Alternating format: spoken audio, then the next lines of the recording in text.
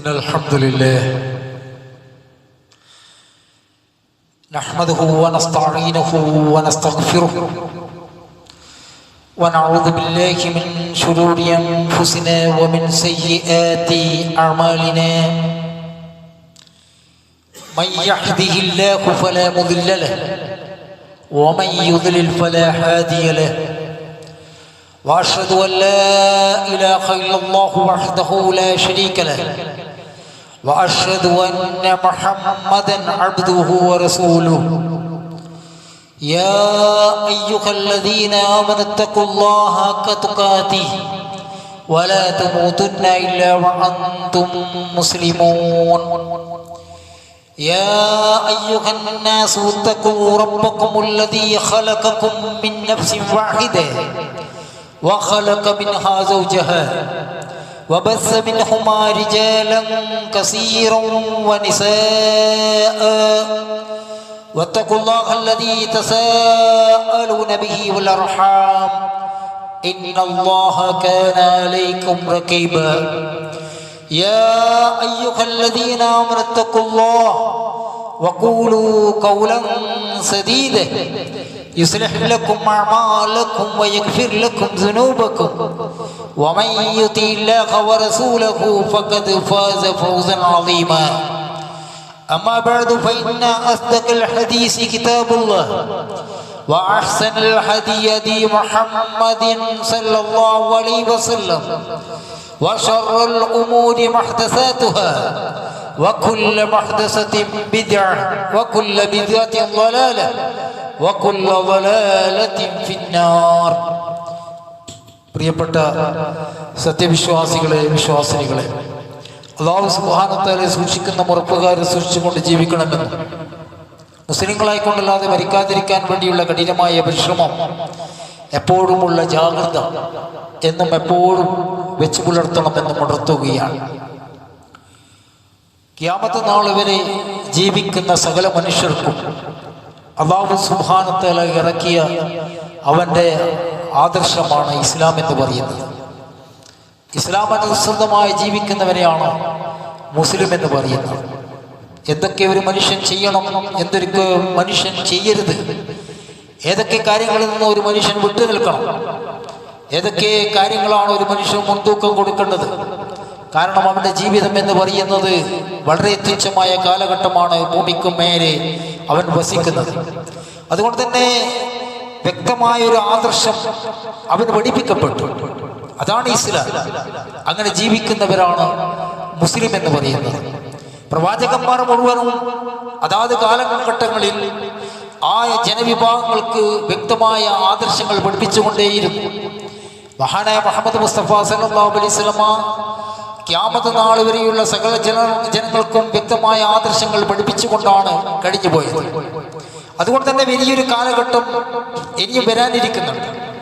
അതിനാലാണ് നബി സല്ലല്ലാഹു അലൈഹി വസല്ലം പറഞ്ഞത്, ലാ തസാലു തായിഫത്തും മിൻ ഉമ്മത്തി ളാഹിരീന അലൽ ഹഖ്.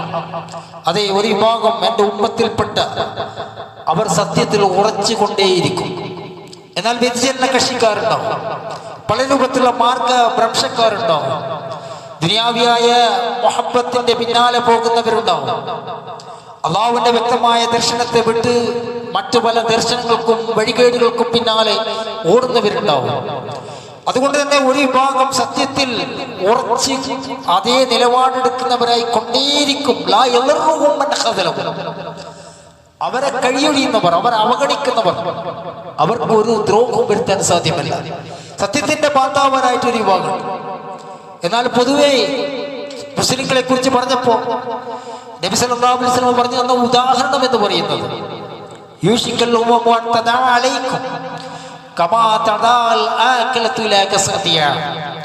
ഭക്ഷണം വെച്ച തളികയുടെ മേൽ അത് മനുഷ്യന്മാർ തിരക്ക് കൂട്ടുന്നത് പോലെ എല്ലാ ദിശകളിൽ നിന്നും നിങ്ങളുടെ മേൽ ഇറങ്ങി പുറപ്പെടാൻ വേണ്ടി പോകുന്നുണ്ട് എന്ന് പ്രവാചകൻ സല്ലല്ലാഹു അലൈഹി വസല്ലം നമുക്ക് പറഞ്ഞു തന്നിട്ടുണ്ട്. ഒരു ഭക്ഷണം വെച്ചു തളിക പള്ളികളിലൊക്കെ നമുക്ക് സാധാരണ കാണുന്നതാണ്. അപ്പൊ ജനങ്ങൾ അതിലേക്ക് തിരക്ക് കൂട്ടും, ഒന്ന് ഇരുന്ന് ഭക്ഷണം കഴിക്കാൻ വേണ്ടി. അതുപോലെ നിങ്ങളുടെ മേൽ എല്ലാ ദിക്കുകളിൽ നിന്നും നിങ്ങളുടെ മേൽ ഇറങ്ങാൻ വേണ്ടി ഇതാ ഒരുങ്ങിയിരിക്കുന്നു, അതിന് തിരക്ക് കൂട്ടിക്കൊണ്ടേയിരിക്കുന്നു എന്ന് പറഞ്ഞപ്പോ റസൂലുള്ളാഹി സ്വല്ലല്ലാഹു അലൈഹി വസല്ലമയോട് സഹാബി ചോദിച്ച ചോദ്യമുണ്ട്. ആദ്യം ചോദിച്ചു, വമൻ ഖില്ലത്തിൻ നഹ്നു യൗമൈദിൻ യാ റസൂലല്ലാഹ്, അല്ലാഹുവിന്റെ പ്രവാചകരെ നമ്മൾ അന്ന് കുറവായിരിക്കും. എന്താണ്, നമ്മളെങ്ങനെ പിടിച്ചു വലിക്കുമോ? എല്ലാവരും കൂടി പിടിച്ചു വലിച്ചു കൊണ്ടുപോകുമോ? നമ്മളന്ന് വളരെ കുറവായിരിക്കുമോ എന്നാണ് സഹാബി ചോദിക്കുന്നത്. അപ്പൊ നബി സല്ലല്ലാഹു അലൈഹി വസല്ലം പറഞ്ഞത്, ബൽ അൻതും യൗമൈദിൻ കസീറുൻ, നിങ്ങൾ എന്ത് കുറവാണ്, നിങ്ങളന്ന് ധാരാളമായിരിക്കും, നിങ്ങളന്ന് ധാരാളമായിരിക്കും. വലാകിന്നകും കുസാമുൻ ഖുസൈസൈൻ, പക്ഷേ നിങ്ങൾ വെള്ളത്തിൽ ഒഴുകിക്കൊണ്ടിരിക്കുന്ന ചണ്ടികളെ പോലെയായിരിക്കും. ഒരു നല്ല മലവെള്ളപ്പാച്ചിലിൽ നല്ലൊരു പേമാരി പെയ്താൽ വെള്ളം ഒഴുകിക്കൊണ്ടിരിക്കുമ്പോൾ ആ വെള്ളത്തിലൂടെ മേലെ ഒഴുകിക്കൊണ്ടിരിക്കുന്ന ചപ്പു ചവറുകൾ പോലെയായിരിക്കും നിങ്ങൾ ഉണ്ടാവുക. വലിയ നിങ്ങളുടെ മേൽ ശത്രുക്കൾക്കുണ്ടായിരുന്ന ഒരു ഭയമുണ്ടാവും, ഈമാനിന്റെ ഭയം, ഇസ്ലാമിന്റെ ഒരു ഭയം. ആ ഭയം അല്ലാഹു സുബ്ഹാനഹു വ തആല എടുത്തു കളയും. നിങ്ങളുടെ മേൽ അവർക്ക് ഒരു ഭയം ഉണ്ടാവില്ല. മാത്രവുമല്ല, നിങ്ങളുടെ ഹൃദയത്തിൽ വഹന ഇട്ട് തരികയും ചെയ്യും. അപ്പോൾ ആ സഹാബി വീണ്ടും ചോദിക്കുകയാണ്, യാ റസൂലല്ലാഹ് വമൽ വഹൻ, എന്താണ് ഈ വഹൻ എന്ന് പറഞ്ഞാൽ? അപ്പോൾ നബി സല്ലല്ലാഹു അലൈഹി വസല്ലം പറഞ്ഞു, ഹുബ്ബുദ് ദുനിയാ വകറാഹത്തുൽ മൗത്ത്, ദുനിയാവിനോടുള്ള ആർത്തിയാണ്, ദുനിയാവിനോടുള്ള മോഹമാണ്, മരണത്തെക്കുറിച്ചുള്ള ഭയമാണ്, ദുനിയാവാണ്. സമൂഹത്തിൽ എന്തൊക്കെയുണ്ടോ അതൊക്കെയും എനിക്കുണ്ടാകണം. സമൂഹത്തിൽ എന്തൊക്കെ ആർഭാടങ്ങളുണ്ടോ അതൊക്കെയും എൻ്റെ വീട്ടിലുണ്ടാകണം. സമൂഹത്തിൽ എന്തൊക്കെ സുഖസൗകര്യങ്ങളുണ്ടോ അതൊക്കെയും എനിക്കുണ്ടാകണം. ഏതൊക്കെ വൃത്തികേടുകളുണ്ടോ അതിൽ നിന്ന് ഞാൻ അന്യനല്ല. ഏതൊക്കെ മാമൂലുകൾ, പൊങ്ങച്ചങ്ങൾ, ധൂർത്തുകൾ, ആർഭാടങ്ങൾ, അന്ധവിശ്വാസങ്ങൾ, ദുരാചാരങ്ങൾ, അതൊക്കെയും നമ്മുടെ കൂട്ടത്തിലുണ്ട്, അതൊക്കെയും മുസ്ലിങ്ങളിലുണ്ട്. മുസ്ലിങ്ങൾക്ക് സ്വത്വബോധം നഷ്ടപ്പെട്ടിരിക്കുന്നു. എന്തിനാണ് ഇവിടെ പ്രവാചകന്മാർ വന്നത്? എന്താണ് അവർ പഠിപ്പിച്ചത്? ഏത് തരത്തിലാണ് അവർ വ്യതിരക്തരാകേണ്ടത് എന്നുള്ള സ്വത്വബോധം മുസ്ലിങ്ങളിൽ നിന്ന് അന്യം നിന്ന് പോയിരിക്കുന്നു. നമുക്കറിയാം, ഒരു പറമ്പ് വാങ്ങണമെങ്കിൽ കുറച്ച് മുമ്പ് വരെ ആശാരി വേണമായിരുന്നു. പിന്നീട് തങ്ങന്മാർ ആ സ്ഥാനം ഏറ്റെടുത്ത്. ആശാരി എന്ന് പറഞ്ഞാൽ എന്താണ്? വിശ്വകർമ്മജ്ഞന്റെ സാന്നിധ്യമായി കരുതി വിജയമുണ്ടാകുമെന്ന് വിശ്വസിക്കപ്പെടുന്ന ഒരു കുലജാതകനാണ്. ആ കുലജാതകന്റെ അവരുടെ വിശ്വാസപ്രകാരം ശുഭലക്ഷണമാണ്. സ്വാഭാവികമായും അവർ പറമ്പ് വാങ്ങുമ്പോൾ ആശാരിമാരെ കൊണ്ടുവരും. എന്നാ മുസ്ലിങ്ങളും പറമ്പ് വാങ്ങുമ്പോൾ ആശാരിമാരെ കൊണ്ടുവന്നു. ഏത് പറമ്പ് വാങ്ങുമ്പോഴും അത് തങ്ങൾ വന്ന്, പണിക്കർ വന്ന്, ജ്യോത്സ്യം വന്ന്, ആശാരി വന്ന് നോക്കി ഇത് അനുയോജ്യമാണോ, വീട് നിർമ്മാണത്തിന് അനുയോജ്യമാണ് എന്ന് പറഞ്ഞാൽ മാത്രം വാങ്ങുന്നൊരു അവസ്ഥാവിശേഷമുണ്ടായി. അതിന്റെ വിശ്വാസപ്രകാരം പുതിയ വീട്ടിൽ ഐശ്വര്യവും സമൃദ്ധിയും നിറയുന്നതിന് നടത്തുന്ന ചടങ്ങാണ് പാലുകാച്ചൽ ചടങ്ങ് എന്ന് പറഞ്ഞാൽ. ഗണപതി ഹോമത്തിന് ശേഷം നല്ല മുഹൂർത്തത്തിൽ കിഴക്കോട്ട് ദർശനമായി വെച്ച് പുതിയ മൺകലത്തിൽ പശുവിന്റെ പാല് തിളപ്പിച്ച് തൂവിക്കുന്നതാണ് പ്രധാനമായ കർമ്മം. ഒരു വീട് കൂടലിന് നടത്തുന്ന പ്രധാന കർമ്മമാണത്. എന്നാൽ അത് മുസ്ലിങ്ങളിൽ വീടുകളിൽ ഉണ്ടായി. മുസ്ലിം വീട്ടിൽ കൂടലിന് പാല് കാച്ചാതെ വീട്ടിൽ കൂടാത്ത സമ്പ്രദായം ഉണ്ടായി. എവിടുന്നാണ് കടന്നു വന്നത്? മുസ്ലിങ്ങൾക്കുണ്ടായിരുന്ന ബോധം എവിടെ? സ്വത്വബോധം എവിടെ? അതുകൊണ്ടാണ് പ്രവാചകൻ സല്ലല്ലാഹു അലൈഹി വസല്ലം പറയുകയുണ്ടായി, ഇന്നമൻ നാസു കൽ ഇബ്ലിമിയ ലാ തകാദു തജിദു ഫീഹാ റാഹില. ആളുകൾ 100 ഒട്ടകങ്ങളെ പോലെയാണ്, 100 ഒട്ടകങ്ങളെ പോലെയാണ്. സവാരി ചെയ്യാൻ യോഗ്യമായി ഒന്നിനെ നിങ്ങൾക്ക് കണ്ടെത്താൻ സാധ്യമല്ല. തജിദുന നാസ കഇബ്ലിമിയത്തിൻ ലാ യജിദു റജുലു ഫീഹാ റാഹില എന്ന് കാണാം. 100 ഒട്ടകങ്ങളെ പോലെയുള്ള ആളുകളെ നിങ്ങൾക്ക് കണ്ടെത്താൻ സാധിക്കും. പക്ഷെ ഒരു മനുഷ്യന് സവാരി ചെയ്യാൻ അനുയോജ്യമായി ഒന്നിനെ കണ്ടെത്താൻ പ്രയാസമാണ് എന്ന് ആരാ പറയുന്നത്? റസൂലുള്ളാഹി സ്വല്ലല്ലാഹു അലൈഹി വസല്ലം. എന്ന് പറഞ്ഞാൽ മുസ്ലിങ്ങൾ ഒരുപാട് പേരുണ്ടാവും. മോമിനെന്നും വിശ്വാസികളെന്നും പറയുന്നവരുണ്ടാവും. എന്നാൽ യഥാർത്ഥ വിശ്വാസധാര പഠിച്ച ഒരാളെ കണ്ടെത്താൻ സാധ്യമല്ല എന്നാണ്. അബ്ദുൽ ഇബ്നു ഹജർ അസ്ഖലാനി അദ്ദേഹം ഈ ഹദീസിനെ വ്യാഖ്യാനിച്ചുകൊണ്ട് ലാ ജദ്ദു ഫീ മിയത്തിൻ ഇബ്ലിൻ റാഹിലതൻ തസ്ലു ലിർഖൂബ് لأن الذي يسلك للركوب ينبغي أن يكون وطيا سهل الانقياد وكذا لا تجد في مئة من الناس. അതായത് സവാരി ചെയ്യാൻ യോഗ്യമായ സൗമ്യവും നയിക്കപ്പെടാൻ എളുപ്പമായുള്ള ഒരു ഒട്ടകത്തെ കണ്ടെത്താൻ സാധ്യമല്ല. നിങ്ങളുടെ അടുക്കൽ 100 ഒട്ടകമുണ്ട് എന്നതുപോലെ 100 ആളുകളിൽ പോലും സഹവാസത്തിന് യോജിച്ച ഒരാളെ നിങ്ങൾക്ക് കണ്ടെത്താൻ സാധ്യമല്ല. ഒരു നല്ല മനുഷ്യനെ കണ്ടെത്താൻ സാധ്യമല്ല. വിശ്വസിക്കാൻ വേണ്ടി പറ്റിയ ഒരാളെ കണ്ടെത്താൻ പറ്റിയ, കൂട്ടുകൂടാൻ പറ്റിയ ഒരാളെ കണ്ടെത്താൻ വേണ്ടി സാധ്യമല്ല. ആരായിൽ നിന്നാണ് വഞ്ചിക്കപ്പെടുന്നത് എന്ന് നമുക്കറിയാൻ വേണ്ടി സാധ്യമല്ല. അങ്ങനെയുള്ളൊരു സ്ഥിതി ഈ സമൂഹത്തിന് വരുമെന്ന് റസൂലുള്ളാഹി സ്വല്ലല്ലാഹു അലൈഹി വസല്ലം പഠിപ്പിച്ചു തന്നിട്ടുണ്ട്. ഏതുവരെ ഇമാം അതീബി റഹിമഹുല്ലാഹ് അദ്ദേഹം പറയുകയാണ്, മുസ്ലിങ്ങൾക്ക് തീരെ ധൈര്യം ഉണ്ടാവുകയില്ല, അവർക്കൊരു നിലയും വിലയും ഉണ്ടാവുകയില്ല, അവർക്ക് ബുദ്ധിയും കുറവായിരിക്കും. വലിയ വലിയ പണ്ഡിതന്മാരാണ്.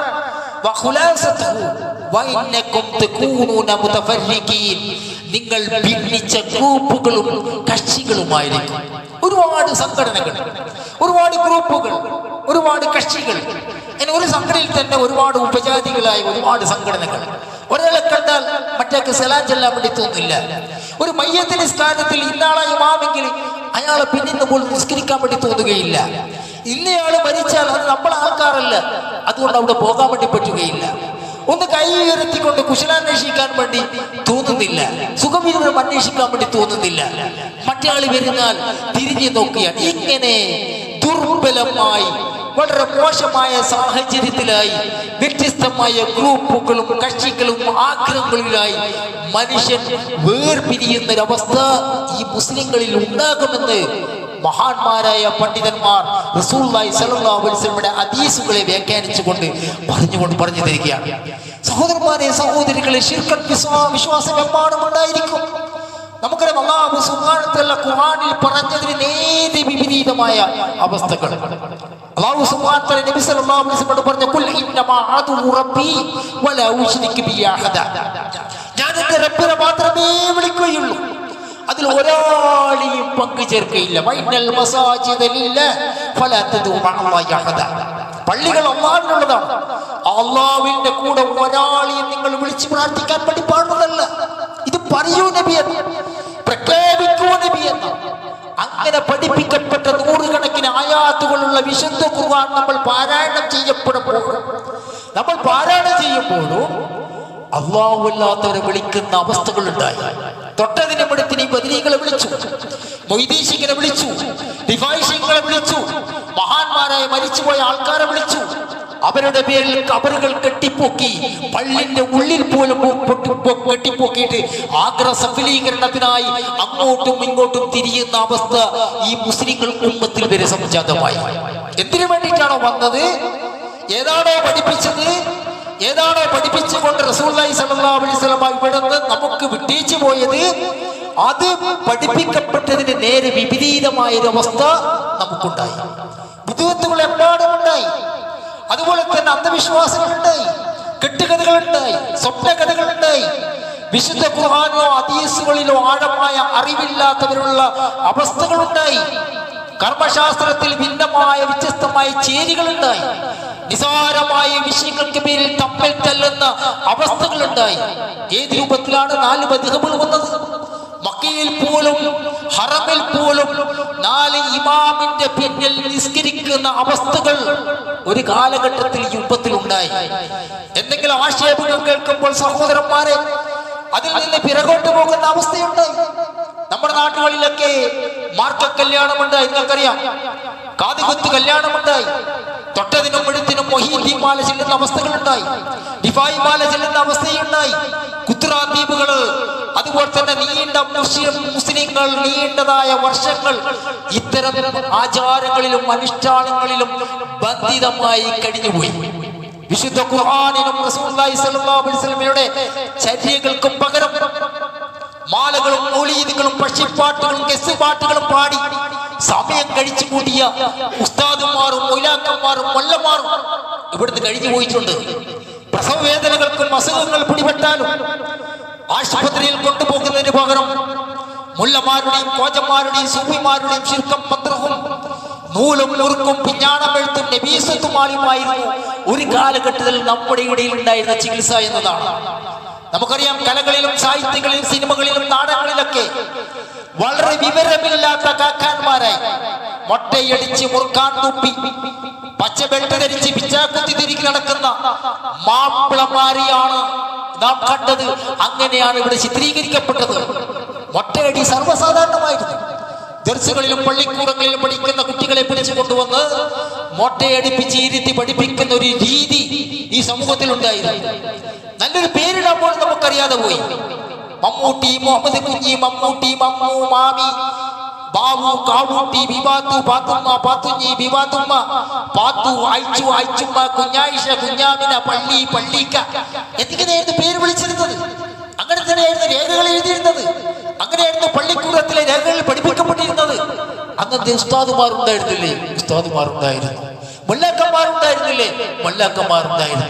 എന്നാൽ ഏതെങ്കിലും തരത്തിലുള്ള ആക്ഷേപങ്ങൾ കേൾക്കുമെന്ന് വിചാരിച്ച് സമൂഹത്തിൽ ഉണ്ടാക്കുന്ന ഒരു ദുർനടപടിക്കെതിരെയും ശബ്ദിക്കാൻ അവരുടെ നാവുകൾ ഒരിക്കലും ഉയർന്നില്ല എന്ന് മാത്രമല്ല, അതിനനുസൃതമായ ഒരു നിലപാടായിരുന്നു അവർക്കൊക്കെയും ഉണ്ടായിരുന്നു. സഹോദരന്മാർ, ഇസ്ലാം എന്ന് പറഞ്ഞാൽ എന്താണ്?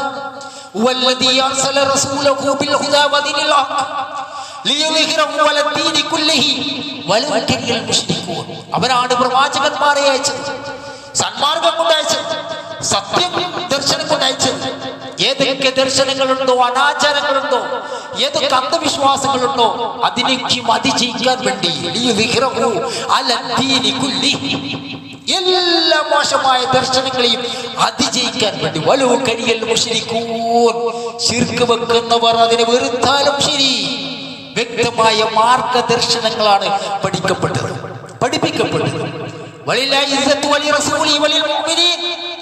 അല്ലാഹുവിനാണ് ഇസ്സത്തുള്ളത്, പ്രതാപമുള്ളത്. സത്യവിശ്വാസികൾക്കാണ് പ്രതാപമുള്ളത്. അതുപോലെ തന്നെ പ്രവാചകനാണ് പ്രതാപമുള്ളത്.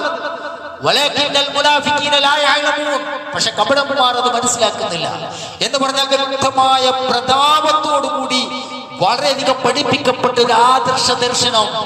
എന്നാൽ ആ പ്രതാപം അവിടേക്ക് പോയി. ആ പ്രതാപം കാണാനില്ല, വിശ്വാസികളിൽ കാണാനില്ല, സമൂഹങ്ങളിൽ കാണാനില്ല.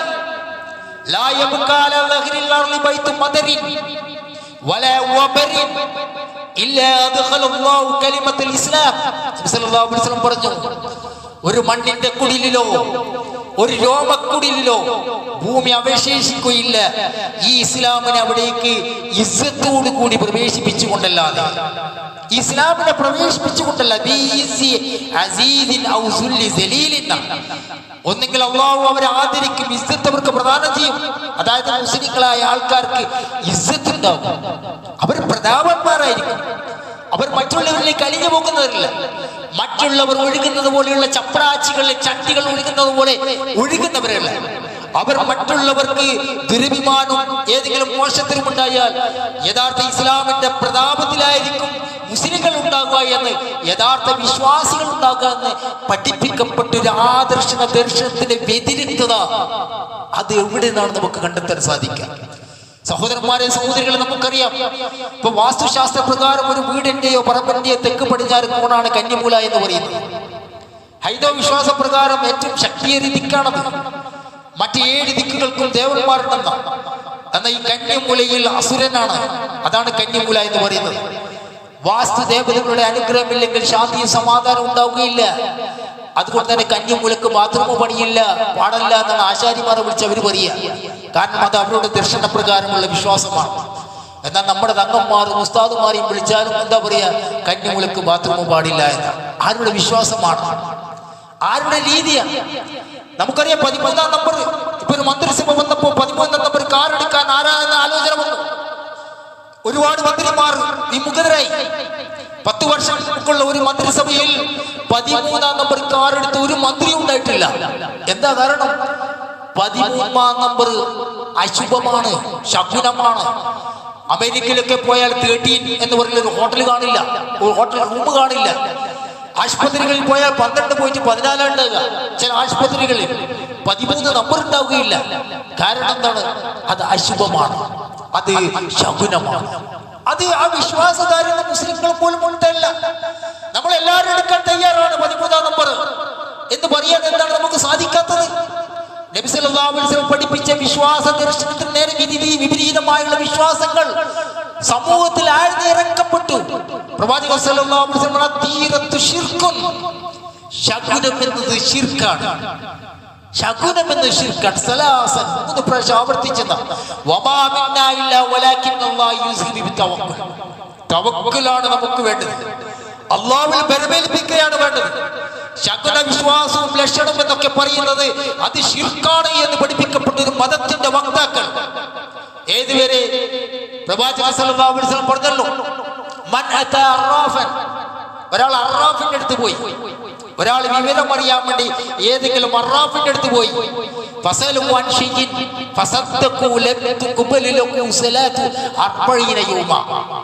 ഏതെങ്കിലും ഒരു കാര്യങ്ങൾ അറിയാൻ വേണ്ടി, മകളുടെ കല്യാണം, ഭർത്താവ് തലാഖിൽ പോയിട്ടുണ്ട്, അതുപോലെ തന്നെ ഗൾഫിൽ പോയിട്ട് 2 പ്രാവശ്യം മടങ്ങി വന്നിട്ടുണ്ട്, ഈ വീട്ടിൽ പല രോഗങ്ങളും പ്രയാസങ്ങളുണ്ട്, അടുത്ത കാലത്തായി ആരോഗ്യം നല്ല രീതിയിലില്ല, അറിയാൻ വേണ്ടി പോയി ഒരു ജ്യോത്സ്യന്റെ അടുത്ത്, ഒരു തങ്ങളുടെ അടുത്ത്, ഒരു ഉസ്താദിന്റെ അടുത്ത് പോയാൽ അയാളുടെ 40 ദിവസത്തെ നിസ്കാരം സ്വീകരിക്കപ്പെട്ടില്ല എന്ന് നബി സല്ലല്ലാഹു അലൈഹി വസല്ലം നമ്മൾക്ക് പഠിപ്പിച്ചു തന്നു. റസൂലുള്ളാഹി സ്വല്ലല്ലാഹു അലൈഹി വസല്ലം ഒരാൾ കാഹിന്റെ അടുത്ത് പോയി, ഭാവി അറിയുന്ന ഒരാൾ, അയാളെ കൊണ്ടാണ് ഉദ്ദേശിക്കുന്നത്, അയാൾ അടുത്ത് പോയി,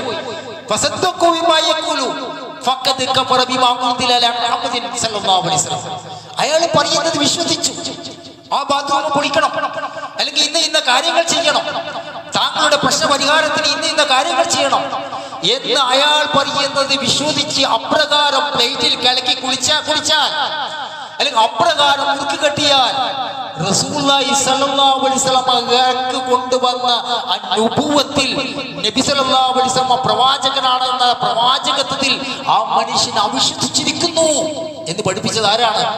റസൂലുള്ളാഹി സ്വല്ലല്ലാഹു അലൈഹി വസല്ലം. സഹോദരൻ, അതിന്റെ വക്താക്കൾ എവിടെയാണ് ഇസ്ലാം എത്തിപ്പെട്ടിരിക്കുന്നു ഇന്നത്തെ കാലത്ത് എന്ന് നാം ചിന്തിക്കേണ്ടതുണ്ട്. നബി സല്ലല്ലാഹു അലൈഹി വസല്ലം പറഞ്ഞതുപോലെ ചണ്ടികൾ ഒഴുകുന്നത് പോലെ അവർ ഒഴുകിക്കൊണ്ടേയിരിക്കും. ഒഴുക്കിൽ, മഴവെള്ളപ്പാച്ചിലിൽ ചണ്ടികൾ ഒഴുകുന്നത് പോലെ പ്രത്യേകിച്ച് ഒരു വ്യതിരിക്തതയും അവർക്കുണ്ടാവുകയില്ല എന്നാണ്. സഹോദരന്മാരെ, നമുക്കറിയാം യഥാർത്ഥ നിലവിളക്ക് നമ്മൾ കിടക്കിടക്ക് കേൾക്കുന്ന വിവാദമാണ്. നിലവിളക്കിന്റെ അടിഭാഗം എന്ന് പറഞ്ഞാൽ എന്താ? യഥാർത്ഥത്തിൽ ഹൈന്ദവ വിശ്വാസപ്രകാരം അത് ബ്രഹ്മാവിനെയും മധ്യഭാഗം വിഷ്ണുവിനെയും മുകൾ ഭാഗം ശിവനെയും പ്രതിദാനം ചെയ്യുന്ന നിലവിളക്കിന്റെ നാളം ലക്ഷ്മി ദേവിയെയും പ്രകാശം സരസ്വതി ദേവിയെയും നാളത്തിന്റെ ചൂട് പാർവതി ദേവിയെയും സൂചിപ്പിക്കുന്നു എന്ന്. ദേഹവിശുദ്ധി വരുത്തി വേണം വിളക്ക് കത്തിക്കാൻ വേണ്ടി. 1, 3, 5, 7 തിരികളുടെ എണ്ണം ഉണ്ടാകണമെന്ന്. സൂര്യോദയത്തിന് മുമ്പ്, അസ്തയത്തിന് മുമ്പ്, അസ്തമനത്തിന് മുമ്പ് 5 മിനിറ്റ് മുമ്പ് തെളിക്കണമെന്ന്. രാവിലെ കിഴക്കേ ദിക്കിനെയും വൈകിട്ട് പടിഞ്ഞാറേ ദിക്കിനെയും നോക്കി തെളിക്കണമെന്നുള്ള വ്യക്തമായ വിശ്വാസധാരയുള്ള നിലവിളക്കുകൾ നമ്മുടെ പാവനമായ പള്ളികളിൽ പോലും കത്തിക്കപ്പെട്ടില്ലേ? സദസ്സുകളിൽ ആ നിലവിളക്ക് കളിച്ചിട്ട് അതിന്റെ വെളിച്ചെണ്ണ വായിൽ വെച്ച് ആ വെളിച്ചെണ്ണയിൽ നിന്ന് തിരിനാളം കുത്തി വീട്ടിൽ പോയി മകളുടെയും മകന്റെയും മൂർധാവിൽ തടവുന്ന, ഉമ്മയുടെ മൂർധാവിൽ തടവുന്ന ഒരു അവസ്ഥാവിശേഷം നമ്മുടെ വിശ്വാസധാരിയ എന്ന് പറയുന്ന മുസ്ലിങ്ങൾക്കുണ്ടായില്ലേ? എത്ര ഗൗരവമുള്ള വിഷയമാണ്. നബി സല്ലല്ലാഹു അലൈഹി വസല്ലം പറഞ്ഞ പോലെ ആയില്ലേ? ചണ്ടികൾ ഒഴുകുന്നത് പോലെയായി തീരുമെന്ന്. ഏതുവരെ നമുക്കറിയാം, ഒരു മനുഷ്യൻ ഒരു ഭുവാനത്ത് എന്ന പ്രദേശത്ത് ഒരു സ്ഥലത്ത് ഒരു ഒട്ടകത്തെ നേർച്ചയാക്കിയിരുന്നു. റസൂലുള്ളാഹി സ്വല്ലല്ലാഹു അലൈഹി വസല്ലം വന്നിട്ട് ചോദിക്കുന്നുണ്ട്, അള്ളാഹുവിന്റെ പ്രവാചകരെ, ഞാൻ ജാഹിലിയ്യ കാലഘട്ടത്തിൽ ഇന്ന സ്ഥലത്ത് നേർച്ചയാക്കിയിരുന്നു ഒരു ഒട്ടകത്തെ അറുക്കുമെന്നത്. അപ്പൊ റസൂലുള്ളാഹി സ്വല്ലല്ലാഹു അലൈഹി വസല്ലം ചോദിച്ച ചോദ്യമുണ്ട്, അൽകാന ഫിയ വദനു മിൻ ഔസാനിൽ ജാഹിലിയ്യത്തി യുഅബദു, നിങ്ങൾ നേർച്ചയാക്കിയ സ്ഥലത്ത് ജാഹിലിയ്യ കാലഘട്ടത്തിൽ ഏതെങ്കിലും വിഗ്രഹം ഉണ്ടായിരുന്നു? ആ മനുഷ്യൻ പറഞ്ഞില്ല. അല്ല, മറ്റുള്ളവരുടെ ഉത്സവം നടക്കുന്ന സ്ഥലമാണോ? മറ്റുള്ളവരുടെ ഉറൂസ് നടക്കുന്ന സ്ഥലമാണോ? അല്ലെങ്കിൽ നേർച്ച നടക്കുന്ന സ്ഥലമാണോ? അങ്ങനത്തെ സ്ഥലത്താണോ നിങ്ങൾ നേർച്ചയാക്കിയത്? ആ മനുഷ്യൻ പറഞ്ഞില്ല, അല്ലല്ല, ഞാൻ അങ്ങനത്തെ സ്ഥലമൊന്നല്ല, അതൊരു സ്ഥലം, സാധാരണഗതിയുള്ള സ്ഥലം, എങ്കിൽ താങ്കളെ നേർച്ച നിറവേറ്റിക്കൊള്ളൂ എന്ന് പറഞ്ഞു. കണ്ട, ഇസ്ലാമിന്റെ വ്യതിരക്തതയാണ്. ഒരാൾ ഒരു സ്ഥലത്ത് അറക്കുമ്പോൾ ഏതെങ്കിലും തരത്തിൽ സാദൃശ്യപ്പെടുമോ എന്നാണ് ചിന്തിക്കുന്നത്. പ്രവാചകൻ സല്ലല്ലാഹു അലൈഹി വസല്ലം ചോദിക്കുകയാണ്, അവിടെ എന്തെങ്കിലും വിഗ്രഹം ഉണ്ടായിരുന്നു, എന്തെങ്കിലും ഏതെങ്കിലും രൂപത്തിൽ സാദൃശ്യപ്പെടുന്നത് കിട്ടും? നേർച്ചകൾ നടത്തുന്ന സ്ഥലമാണ്, ഉത്സവം നടത്തുന്ന സ്ഥലമാണ്, അതൊന്നുമല്ല അള്ളാഹുവിന്റെ പ്രവാചകരെ, എങ്കിൽ താങ്കൾ ഇത് നിറവേറ്റിക്കൊള്ളുന്നു. പ്രവാചകൻ സല്ലല്ലാഹു അലൈഹി വസല്ലം ഒരാൾ മറ്റുള്ളവരോട് സാദൃശ്യപ്പെട്ടാൽ അവൻ അവനിൽപ്പെട്ടവനായി എന്ന് പഠിപ്പിക്കപ്പെട്ട ആദർശത്തിന്റെ വക്താക്കൾ. സഹോദരന്മാരെ, ഈ സമുദായത്തിൽ പല രൂപത്തിലുള്ള വ്യതിചലനങ്ങൾ ഉണ്ടായിട്ടുണ്ട്. അത് പ്രവാചകൻ സല്ലല്ലാഹു അലൈഹി വസല്ലം പഠിപ്പിക്കപ്പെട്ട പ്രകാരം തന്നെ ഇവിടെ നടമാട്ടിയിട്ടുണ്ട്. അതൊരു മത വിശ്വാസ രംഗത്ത് മാത്രമല്ല, ഇപ്പൊ കല്യാണ രംഗം നോക്കിയാൽ എന്താണ്? മുമ്പ് കാലത്തൊക്കെ സ്ത്രീധന സമ്പ്രദായമായിരുന്നു. ഒരു 4 or 3 പെൺകുട്ടികൾ ഉണ്ടായാൽ പിതാവിന് ബേജാറാണ്. അയാളുടെ ജീവിതകാലം മുഴുവൻ ഗൾഫിൽ ചെലവഴിക്കുകയാണ്. 4 പെൺകുട്ടികൾ ഉണ്ടെങ്കിൽ കാരണം 1.5 ലക്ഷം 2 ലക്ഷം സ്ത്രീധനം കൊടുക്കണം. അങ്ങനെ ഉണ്ടെങ്കിൽ മാത്രമേ ഒരു വരൻ അയാളുടെ വീട്ടിലേക്ക് കയറി വരികയുള്ളൂ. അന്ന് സ്വർണത്തിന് 3500 4000 രൂപ ഒരു പവന് വിലയുള്ള കാലഘട്ടത്ത് 1.5 ലക്ഷം സ്ത്രീധനം കൊടുക്കണമെന്ന് പറഞ്ഞതിന്റെ വാല്യൂ എത്രയാണ് നിങ്ങൾ ചിന്തിച്ചു നോക്കും. അന്ന് പവന് 3500 4000 2500 ഒക്കെ വിലയുള്ള കാലഘട്ടം. അന്നാണ് ഈ ഉപ്പ എങ്ങനെയൊക്കെയോ പൊറുക്കി എവിടുന്നൊക്കെയോ കടം വാങ്ങി 1.5 ലക്ഷം 1.25 2 ഒക്കെ സ്ത്രീധനം കൊടുക്കുന്നത്. ആ സ്ത്രീധനത്തിനെ കൊണ്ട് അയാളുടെ കല്യാണം കഴിച്ചിട്ടുണ്ടാവും, അവൾക്ക് ഡ്രസ് വാങ്ങി കൊടുത്തിട്ടുണ്ടാവും, അവൾക്ക് എല്ലാ കാര്യങ്ങൾ ചെയ്തിട്ട് സൽക്കാരത്തിന് മേൽ സൽക്കാരം അയാൾക്ക് നടത്തിയിട്ടുണ്ടാവും. എന്നാലും അയാളിൽ പൈസ ബാക്കി ഉണ്ടാകുന്ന കാലഘട്ടമാണ്. അന്ന് സ്ത്രീധനം നടത്തിയിരുന്നു. ഇവിടുത്തെ പണ്ഡിതന്മാർ അതിനെ എതിർത്തു. സ്ത്രീധനത്തിന് അനുകൂലമായി ഫത്വ കൊടുക്കുന്ന സാഹചര്യം പോലും ഇവിടുത്തെ പുരോഹിതന്മാരിൽ നിന്നുണ്ടായി. സഹോദരന്മാർ അത് മാറി. ഇന്ന് കല്യാണം എന്ന് പറഞ്ഞാൽ എന്താ? ഒരു കല്യാണ സദസ്സിൽ കയറാൻ മടിയാണ്. അവിടെ ഒരു ഫോട്ടോ സ്റ്റേജ് ഉണ്ടാവും, ഫോട്ടോ എല്ലാവരും ഫോട്ടോ എടുത്തുകൊണ്ടേയിരിക്കുന്നു. ഇപ്പോൾ ചിലയിടത്ത് കല്യാണത്തിൽ സംഗീതാത്മകമായ സംഗതികളാണ്. പിടിച്ച സൂഫി സംഗീതം, കാവാലി സംഗീതം, അതൊക്കെ പാട്ടുപാടാൻ വേണ്ടി പെണ്ണും ആണും വന്നുകൊണ്ടിരിക്കുന്നു. അതുപോലെ തന്നെ വിശാലമായ ആർഭാടമായ പന്തലുകൾ സംഘടിപ്പിക്കുന്നു. പെണ്ണ് കാണൽ ചടങ്ങ് തന്നെ 40, 50, 60 പേര് കൊണ്ടുവന്നിട്ട് ഞാൻ കണ്ട് ഇഷ്ടപ്പെട്ട പെൺകുട്ടിയെ കാണാൻ വേണ്ടി ആ പെൺകുട്ടിയെ കാണൽ അനുവദനീയമല്ലാത്ത ഏതൊക്കെ എന്റെ ബന്ധുക്കളുണ്ടോ അവരൊക്കെ കൂട്ടിക്കൊണ്ടുവന്ന പെൺകുട്ടിയെ കാണിക്കുന്നു. അവിടുന്ന് കേക്ക് മുറിക്കുന്നു, പരസ്പരം അങ്ങോട്ടും ഇങ്ങോട്ടും ചുണ്ടിൽ വെച്ചിട്ട് കേക്ക് കൊടുക്കുന്നു, അത് സ്റ്റാറ്റസ് ഇടുന്നു. അതുപോലെ തന്നെ മൊബൈൽ കൈമാറുന്നു. എന്നിട്ട് നിക്കാഹിന്റെ ദിവസം വരെ ആ കുട്ടികൾ ശൃംഖരിച്ചു കൊണ്ടേയിരിക്കുന്നു. ഉസ്താദുമാരില്ലേ സമൂഹത്തിൽ? ഉസ്താദുമാരുണ്ട്, പണ്ഡിതന്മാരുണ്ട്. അവിടെ പോയി അൽഫാത്തിഹ വിളിക്കാനല്ലാതെ ഏതെങ്കിലും തരത്തിൽ അതിനെ എതിർക്കുവാനോ അതിനെതിരെ ശബ്ദിക്കുവാനോ നമുക്ക് സാധിക്കുന്നുണ്ടോ? എന്താണ് സഹോദരന്മാരെ? അതാണ് നബി സല്ലല്ലാഹു അലൈഹി വസല്ലം പറഞ്ഞത്, ചണ്ടികൾ ഒഴുകുന്നത് പോലെ ഒന്നടങ്കം നിങ്ങൾ ഒഴുകിക്കൊണ്ടേയിരിക്കുമെന്നാണ്. പ്രവാചകൻ സല്ലല്ലാഹു അലൈഹി വസല്ലം പറഞ്ഞു, മൻ റഗിബ അൻ സുന്നത്തി ഫലൈസ മിന്നി. എന്റെ സുന്നത്തിനോട് ആരെങ്കിലും വിമുഖത കാണിച്ചാൽ അവൻ എന്നിൽപ്പെട്ടവനല്ല. നബി സല്ലല്ലാഹു അലൈഹി വസല്ലമയുടെ കാലത്ത് സഹാബികൾ കല്യാണം കഴിഞ്ഞ് നിക്കാഹ് കഴിഞ്ഞതിന് ശേഷമാണ് റസൂലുള്ളാഹി സ്വല്ലല്ലാഹു അലൈഹി വസല്ലം അറിയുന്നത് തന്നെ. നിക്കാഹ് പരസ്യപ്പെടുത്തണമെന്ന് നബി സല്ലല്ലാഹു അലൈഹി വസല്ലം പറഞ്ഞിട്ടുണ്ട്. പക്ഷേ ഈ ഘോഷങ്ങളും ഘോരങ്ങളും റസൂലുള്ളാഹി സ്വല്ലല്ലാഹു അലൈഹി വസല്ലമക്ക് അറിയില്ല, സഹാബികൾക്ക് അറിയില്ല. അവർക്ക് നിക്കാഹ് കഴിഞ്ഞോ? അതേ റസൂലേ, എന്റെ നിക്കാഹ് കഴിഞ്ഞു, എങ്കിൽ വലീമ കൊടുക്കണം, മറ്റുള്ളവർക്ക് ഒരു ആട്ടിനെ ആർത്തിട്ടെങ്കിലും വലീമ കൊടുക്കണമെന്നാണ്. എന്താണ് നമ്മുടെ നാട്ടിലെ കല്യാണം എന്ന് പറയുന്നത്? ഒരു വീട്ടിൽ കല്യാണം വരുമ്പോൾ 1 വർഷം മുമ്പേ മുന്നൊരുക്കമാണ്, 1.5 വർഷം മുമ്പേ മുന്നൊരുക്കമാണ്. കളിക്കേണ്ട മുഴുവൻ പേരെയും വിളിച്ചിട്ട് ഭക്ഷണ സദ്യകളൊന്നും ആ ഭാഗത്തെ നോക്കാനേ പറ്റുന്നില്ല. വേസ്റ്റാക്കുന്ന പ്രവണതകൾ വർദ്ധിച്ചു കൊണ്ടേയിരിക്കുന്നു. സഹോദരന്മാരെ, അള്ളാഹുവിനെ ഭയന്നുകൊണ്ട് ജീവിക്കേണ്ടതിന്റെ അടിസ്ഥാനമായ ഒരു പ്രവണത നമ്മളിലുണ്ട്. നബി സല്ലല്ലാഹു അലൈഹി വസല്ലം ഒരു ഹദീസ് കാണാം, ഇന്നല്ലാഹ യഗാർ, അള്ളാഹുവിന് അഭിമാന രോഷമുണ്ടാകും. ബൈനൽ മുഅ്മിനി യഗാർ വഗൈറത്തുല്ലാഹി യഅതിൽ മുഅ്മിനു മാ ഹറമല്ലാഹു അലൈഹി. ഒരു വിശ്വാസി അല്ലാഹു സുബ്ഹാനഹു വ തആല ഹറാമാക്കിയ കാര്യങ്ങൾ, വെറുക്കപ്പെട്ട കാര്യങ്ങൾ ഒരു വിശ്വാസി, ഒരു മുസ്ലിം പ്രവർത്തിക്കുമ്പോൾ അല്ലാഹു സുബ്ഹാനഹു വ തആലക്ക് അഭിമാന രോഷമുണ്ടാകും എന്ന് പറഞ്ഞാൽ അത്തരം കല്യാണ സദസ്സുകളിൽ ബർക്കത്തല്ല ഇറങ്ങാം, അള്ളാഹുവിന്റെ കോപമാണ് എന്നുള്ള കൃത്യമായ ബോധം വിശ്വാസികളായ നമുക്കുണ്ടാകേണ്ടതുണ്ട്. അതുകൊണ്ട് തന്നെ സഹോദരന്മാരെ, അള്ളാഹുവിനെ ഭയന്നുകൊണ്ട് ജീവിക്കുക. അള്ളാഹു സുബ്ഹാനഹു വ തആല അതിനുള്ള തൗഫീക്ക് നമുക്ക് ഏവർക്കും പ്രദാനം ചെയ്യുമാറാകട്ടെ.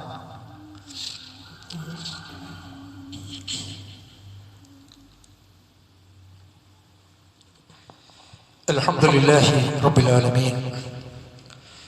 യാ അയ്യുഹല്ലദീന ആമനു തഖുല്ലാഹ്. പ്രിയപ്പെട്ട സത്യവിശ്വാസികളെ, വിശ്വാസിനികളെ, അല്ലാഹു സുബ്ഹാനഹു വ തആലയെ സൂക്ഷിക്കുന്ന മുറപ്രകാരം സൂക്ഷിച്ചുകൊണ്ട് ജീവിക്കണമെന്ന് ഉണർത്തുകയാണ്. വിശ്വാസികളുടെ ജീവിതം എന്ന് പറയുന്നത് യഥാർത്ഥത്തിൽ വിശ്വാസിയാകട്ടെ അല്ലാത്തവനാകട്ടെ ഈ ഭൂപ്രദേശത്ത് വളരെ തുച്ഛമായ കാലത്താണ് നമ്മൾ ജീവിക്കുന്നത്.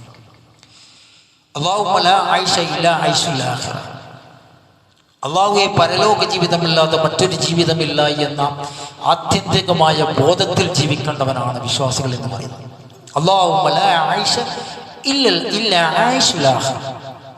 പരലോക ജീവിതമില്ലാത്ത ആത്യന്തികമായ മറ്റൊരു ജീവിതമില്ല. ഇങ്ങനെയാണ് നമ്മൾ പഠിപ്പിക്കപ്പെട്ടത്. ഈ ദുനിയാവിന്റെ പൊങ്ങച്ചുകളും പടപടാപടങ്ങളും അതൊക്കെ താൽക്കാലികമാണ്. സഹോദരന്മാരെ, സഹോദരികളെ, അതിൽപ്പെട്ട പ്രധാനപ്പെട്ട മറ്റൊരു കാര്യമാണ് സ്വാദിഷ്ടമായ ഭക്ഷണത്തിന്റെ പിന്നാലെയാണ് നാം ഓരോരുത്തരും. നമുക്കറിയാം, ഒരു നാടൻ ചോറ് കഴിക്കുന്ന ഒരു ഹോട്ടലിൽ ഇപ്പം അവിടെ മങ്ങിക്കൊണ്ടേയിരിക്കുകയാണ്, അത് അപ്രത്യക്ഷമായിക്കൊണ്ടേയിരിക്കുകയാണ്. ഏതൊക്കെയോ ഫാസ്റ്റ് ഫുഡിന്റെയും വ്യത്യസ്തമായ വിഭവങ്ങളുടെയും പിന്നാലെയാണ്. ഭക്ഷണം ഉണ്ടാക്കാൻ അവൾക്ക് അറിയില്ല എന്നാണ് ഒരു പെൺകുട്ടിയെ പറ്റി ഉപ്പ പരിചയപ്പെടുത്തുന്നത്. അവൾ ഭക്ഷണം ഉണ്ടാക്കാൻ വേണ്ടി പഠിച്ചിട്ടില്ല.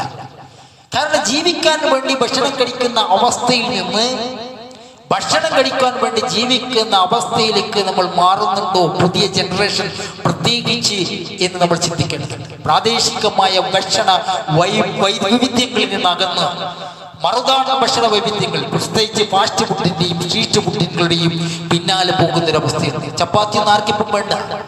ഇറ്റലി, നൂൽപുട്ട്, പുട്ട്, ഇങ്ങനെ നാടൻ ഭക്ഷണങ്ങളൊന്നും ഇപ്പൊ ആരും കഴിക്കാൻ വേണ്ടി താല്പര്യപ്പെടുന്നില്ല. ഏതൊക്കെ ഭക്ഷണ രീതികളാണ് വരുന്നത്.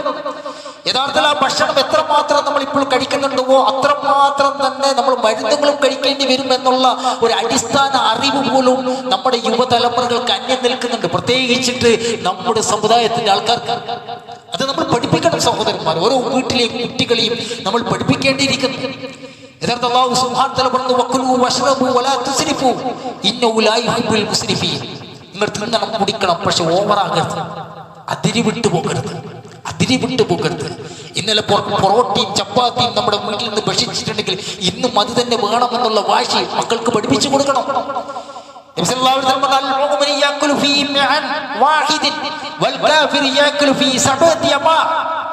ഒരു വിശ്വാസി ഒരു കുടലിൽ ഭക്ഷിക്കുമ്പോ അവിശ്വാസി ഭക്ഷിക്കുന്നത് 7 കുടലിലാണ് എന്ന് പഠിപ്പിക്കപ്പെട്ട മതദർശനത്തിന്റെ വക്താവാണ്. ഉദരത്തെക്കാൾ മോശമായ ഒരു പാത്രം മനുഷ്യൻ നിറച്ചിട്ടില്ല. പ്രവാചകൻ സല്ലല്ലാഹു അലൈഹി വസല്ലം പറഞ്ഞതാ, മനുഷ്യൻ തന്റെ മുതുകിനെ നേരെ നിർത്തുന്ന ഏതാനും ഉരുളുകൾ അവന് മതിയാകുന്നതാണ്. അനിവാര്യമാണെങ്കിൽ അവന് 3-1 ഭക്ഷിക്കട്ടെ, 3-1 വെള്ളം കുടിക്കട്ടെ, 3-1 വായു സഞ്ചാരത്തിന് അവൻ ഒഴിച്ചു നിർത്തട്ടെ എന്നാണ്. എന്നാൽ ഇന്ന് ഭക്ഷണത്തിന്റെ പിന്നാലെയാണ്. എന്ത് കിട്ടിയാലും തിന്നുകൊണ്ടിരിക്കണം, ഭക്ഷിച്ചുകൊണ്ടിരിക്കണം, രുചിപ്രദമായ ഭക്ഷണങ്ങൾ കഴിച്ചുകൊണ്ടിരിക്കണം എന്നൊരവസ്ഥ. സഹോദരന്മാരെ, വരാൻ വേണ്ടി പോകുന്ന ജീവിതത്തിൽ മഹാരോഗങ്ങൾ പിടികൂടുന്നു എന്നുള്ള ഒരു അവസ്ഥയും നമ്മുടെ മുന്നിലുണ്ട്. അള്ളാഹുവിന്റെ കോപത്തിന് കാരണമാക്കുമെന്നുള്ള ഭയവും നമ്മൾ ഉണ്ടാകേണ്ടതുണ്ട് എന്ന് സൂചിപ്പിക്കുകയാണ്. അതുകൊണ്ട് തന്നെ സഹോദരന്മാരെ, സഹോദരികളെ, ഒരു മുസ്ലിമായി ജീവിക്കുക എന്ന് പറഞ്ഞാൽ അത് നബി സല്ലല്ലാഹു അലൈഹി വസല്ലം പറഞ്ഞതുപോലെ ഒരു തീക്കട്ട പിടിച്ചവനെ പോലെയാണ്. തീക്കട്ട പിടിച്ച പലപ്പോഴും നമ്മൾ കേട്ട ഹദീസ്, അത് വലിച്ചെറിയാൻ വേണ്ടി തോന്നാം. ഈ ശുഷ്കമായ ജീവിതം അള്ളാഹുവിനെ വഴിപ്പെട്ട് ജീവിക്കുന്നവർക്ക് ദുനിയാവിൽ തന്നെ അള്ളാഹുവിന്റെ അനുഗ്രഹാശീസ്സുകൾ അവർ അനുഭവിക്കുന്നുണ്ട് എന്നുള്ള യാഥാർത്ഥ്യം നമുക്ക് മനസ്സിലാക്കാതെ പോകുന്നത് അതിന്റെ കാരണം നമ്മൾ ആ വഴിയിലേക്ക് കയറാത്തത് കൊണ്ട് മാത്രമാണ്. അല്ലാഹു സുബ്ഹാനഹു വ തആലയുടെ അനുഗ്രഹങ്ങൾ ഏറി ജീവിക്കുന്ന ഒരുപാട് വിശ്വാസികൾ ഇവിടെ ഇന്നുണ്ട് എന്നുള്ള യാഥാർത്ഥ്യം നമുക്ക് മനസ്സിലാക്കണമെങ്കിൽ നമ്മൾ ആ പാന്താവിലേക്ക് ചലിച്ചുകൊണ്ട് കയറി നമ്മളെയും നമ്മുടെ കുടുംബത്തെയും അതിലേക്ക് കയറ്റി യഥാർത്ഥ തൗഹീദിന്റെയും അതുപോലെ തന്നെ സുന്നത്തിന്റെയും വക്താക്കളായി നമുക്ക് ജീവിക്കാൻ വേണ്ടി സാധിച്ചാൽ അള്ളാഹുവിന്റെ അനുഗ്രഹങ്ങൾ ദുനിയാവിൽ തന്നെ നമുക്ക് അനുഗ്രഹിക്കുന്നു, നമ്മൾ ആസ്വദിക്കുന്നു എന്ന ഒരുപാട് അനുഭവങ്ങൾ നമുക്ക് അനുഭവിക്കാൻ വേണ്ടി സാധിക്കും എന്നുള്ള യാഥാർത്ഥ്യം വിസ്മരിക്കാൻ വേണ്ടി സാധ്യമല്ല. അതുകൊണ്ട് തന്നെ റസൂലുള്ളാഹി സ്വല്ലല്ലാഹു അലൈഹി വസല്ലം പറഞ്ഞതുപോലെ ഒഴുകുന്ന ചണ്ടികളാകാതിരിക്കുക, വ്യതിരക്തരാകാതിരിക്കുക, ഹക്കിനെ പൊളിക്കുന്നവരാകാതിരിക്കുക, ആരുടെ ആക്ഷേപത്തിന്റെയും ആക്ഷേപത്തെ ഭയപ്പെടാതെ യഥാർത്ഥ ഇസ്ലാമിന്റെ തൗഹീദിന്റെ സുന്നത്തിന്റെ ആൾക്കാരാകാൻ വേണ്ടി പരിശ്രമിക്കുക. അല്ലാഹു സുബ്ഹാനഹു വ തആല അതിനുള്ള തൗഫീക്ക് നമുക്ക് ഏവർക്കും പ്രദാനം ചെയ്യുമാറാവട്ടെ. സഹോദരന്മാരെ, സഹോദരികളെ, നമ്മുടെ വിശ്വാസം നേരെ ചൊവ്വയാക്കുക, തൗഹീദിൽ അധിഷ്ഠിതമായി ജീവിക്കുക, കൊടുക്കാനുള്ള മറ്റുള്ള അവകാശങ്ങൾ കൊടുക്കുക, സുന്നത്തിനോട് പ്രത്യേകമായ സ്നേഹം കാണിക്കുക, വിദഗ്ധകൾ വെടിഞ്ഞുകൊണ്ട് ജീവിക്കുക, അനാചാരങ്ങളും ധൂർത്തുകളും കഴിയൊഴിഞ്ഞുകൊണ്ട് ജീവിക്കുക. അല്ലാഹു സുബ്ഹാനഹു വ തആല നമ്മേവരെയും സഹായിക്കുമാറാവട്ടെ.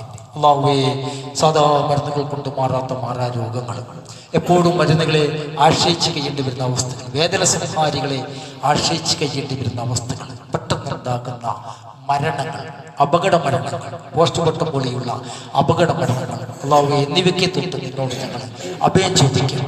അല്ലാഹുവേ, നമ്മുടെ അന്ത്യസമയം യഖീനോടുകൂടി ദൃഢതയോടുകൂടി ലാ ഇലാഹ ഇല്ലല്ലാഹ് എന്ന് ചൊല്ലി മരിക്കുന്ന സത്യവിശ്വാസികളാക്കി നമ്മളെ അവരെയും നീ മാറ്റി തീർക്കണമേ.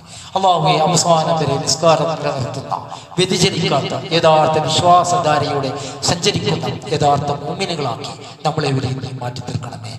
അല്ലാഹുവേ, നമ്മൾ ജീവിച്ചിരിക്കുന്ന മാതാപിതാക്കൾക്ക് നീ ദീർഘായുസ്സും ആരോഗ്യ സൗഖ്യം നീ പ്രദാനം ചെയ്യണമേ. നമ്മിൽ നിന്ന് മരിച്ചുപോയ മാതാപിതാക്കൾക്ക് നിന്റെ വിശാലമായ മഗ്ഫിറത്ത് വഴി അവരെയും നമ്മൾ നിന്റെ ജന്നാത്തുൽ ഫിർദൗസിൽ ഒരുമിച്ച് കൂട്ടണമേ. ربنا آتنا في الدنيا حسنة وفي الآخرة حسنة وقنا عذاب النار. ربنا تقبل منا إنك أنت السميع العليم وتب علينا إنك أنت التواب الرحيم. الحمد لله رب العالمين.